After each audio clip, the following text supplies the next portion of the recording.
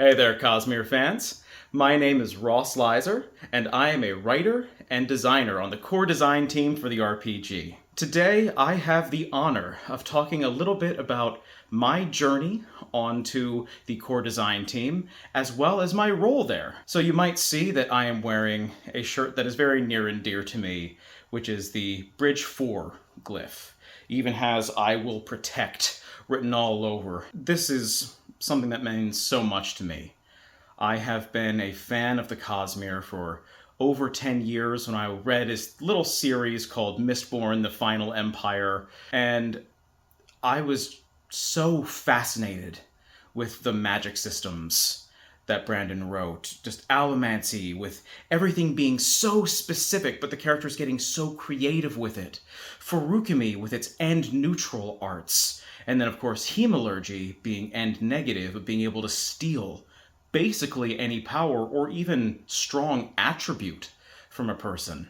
Well, in 2017, I became a third-party, independent Dungeons & Dragons 5th edition designer by releasing my very first work, the Sculptor class.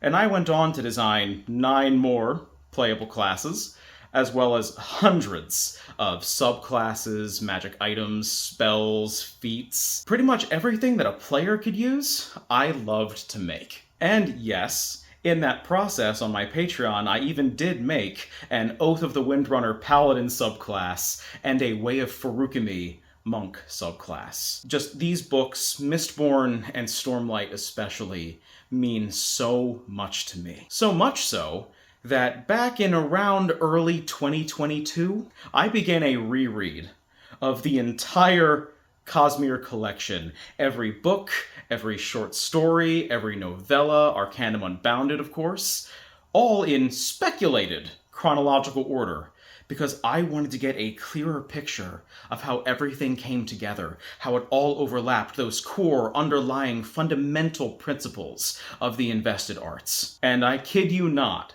2 weeks after I finished that entire endeavor, over a year and a half, 2 weeks after that, the call went out for designers on the Stormlight RPG. I thought, wow, there's some big capital F fortune happening here. I applied, and unfortunately, I didn't get it. At least not initially. But luckily, Johnny O'Neill remembered my application, and I was invited to be part of the very first external pre-alpha playtest. And I became determined. I must have met an envoy who used rousing presence on me, because I decided that if I was going to be a playtester, I was going to be the best playtester they had, because I wanted to see if I could have some networking opportunities. And so I organized, over the course of about a week and a half, 3 separate playtests, so 3 different groups, and just scoured everything in that playtest packet for little secrets and Easter eggs. And the thing is, I think I found one. I realized that the way that the investiture chapter was worded kinda left things open for more than just surge binding. And when, by invitation, the project manager at the time, Anthony Joyce Rivera, popped into one of my sessions to answer questions, I kind of maybe ambushed him with that one. And he was very respectful, but he definitely wasn't prepared for it. I'm so sorry, Anthony. But apparently that left an impression. Literally that very same week, Johnny was apparently looking for a new designer to help design the player-facing versions of the surges. And Anthony remembered me from the day before. And so I got an interview. And when I learned what they wanted me to work on, I was ecstatic. It blew my mind. They wanted me to work on the Radiant paths, adapting, at least at first, the Windrunner, the Lightweaver, and their 4 surges into playable options. And I loved that. I immediately made it my full-time job for the duration of my 2-month contract at the time. And at the end of that first month, I was asked if I would like to join the core design team and continue working on this project that I love so much, that meant so much to me. And I said, yes. And I got to continue my work, doing so much with every playable Radiant order, and all 10 of the surges, and I got to work with this incredibly amazing design team.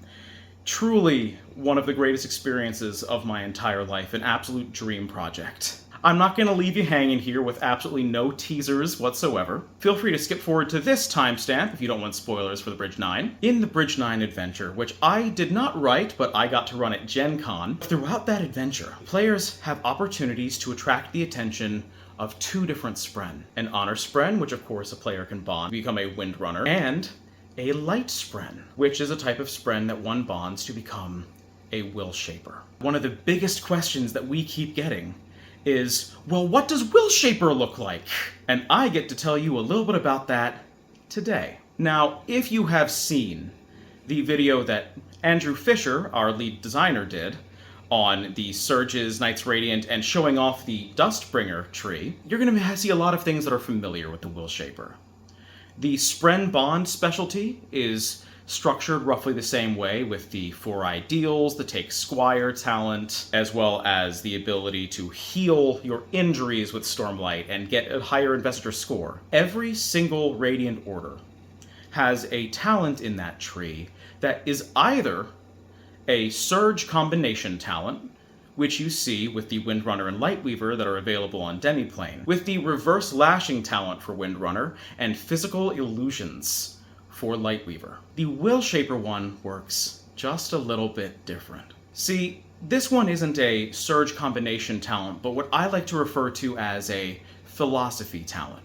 One that lets you live out your Order's core philosophy, which, for the Willshapers, is freedom. And now this is more than just literal freedom for the Willshapers. Yes, they will free people from captivity, but the Order is also all about giving people the tools to live the life that they want, to have freedom of choice, and in particular, freedom of expression. And that is where this Willshaper talent that I'm going to be teasing today comes from. It's called Radical Self-Expression, and it gives you the ability to inspire your allies with your being your truest self. It's all about living the way that you want, and you can inspire your allies, give them the determined condition. And then, if they use that determined condition to add opportunity, they then get a bonus to their cognitive and spiritual defenses for the rest of the scene. I love this talent, because it isn't just about the surges when you were Radiant. It really is about your oaths, and that's what the philosophy talents are meant to embody. In addition, I'm going to give you a little bit of teasers about the 2 surges, because we haven't really talked much about cohesion and transportation yet. For those of you who have read the books, you know that at least the idea of cohesion is that you can take rock or earth and infuse your investiture into it to make it soft and pliable like clay. And that is exactly what this surge does in the narrative. You can make the rock beneath your enemy's feet very soft so they slip down into it. You can mold it into a weapon, or create cover out of just about nothing. One of the talents in this tree is a really fun one. It's called Stone Spear. And what it lets you do is just infuse the earth at your feet, and then create like a column of earth that then strikes out at your opponents. And that is just, I think, very fun. It's very earthbendery, and I absolutely adore it. Now, transportation, though, the other of the Willshaper surges, that one might surprise some people. Because you can't travel directly into the cognitive realm when you first get it. At its very base, this surge is about peering into the cognitive realm to get more information, which we see, spoilers, this character, Venli, do a lot, especially in Rhythm of War. You can look into the cognitive realm to see what spren people are attracting, to see what emotions they might be feeling. You can search for the soul flames that people have to see where people might be. You can sense invested objects, like people that might have a Radiant Spren attached to them, or a bonded Shard Blade. These are all things you can do, and then with talents, you later slowly unlock the ability to send yourself further into the cognitive realm than just your vision, such as with the Realmic Evasion talent, which allows you to use your reaction to just blink in and out to dodge an attack. It's probably one of the single most potent reaction defensive talents in the entire game. But that's all of the Stormlight teasers that I have for you today, because in my role on this team, I didn't just work on Stormlight.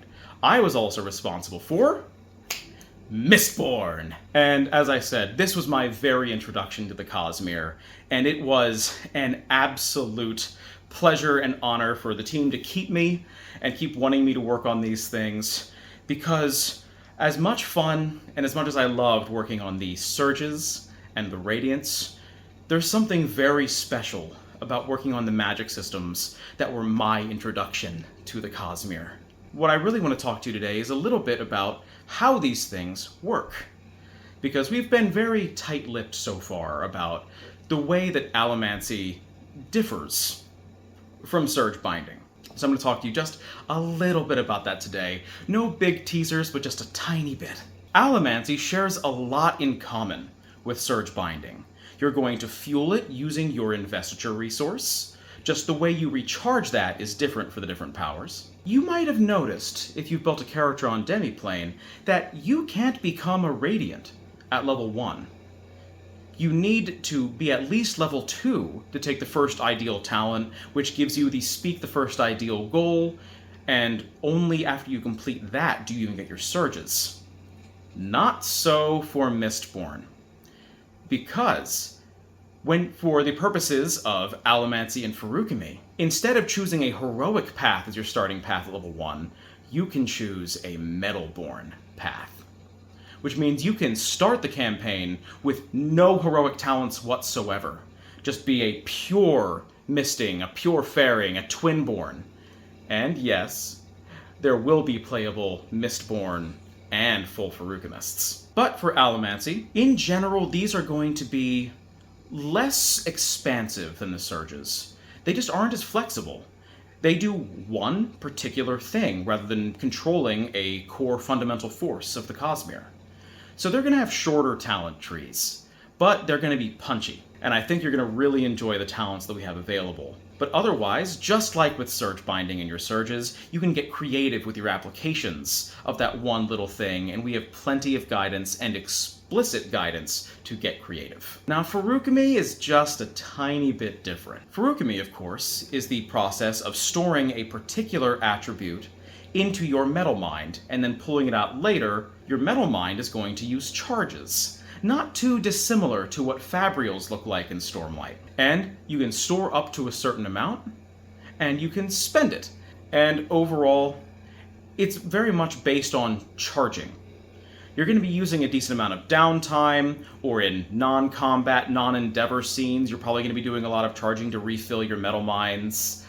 And then try not to blow them all in at one time in a specific instance. It's a bit more about resource management than you'd see with Allomancy or Surge Binding, but because of that, we can make them pretty potent and fun. But that's all for me today.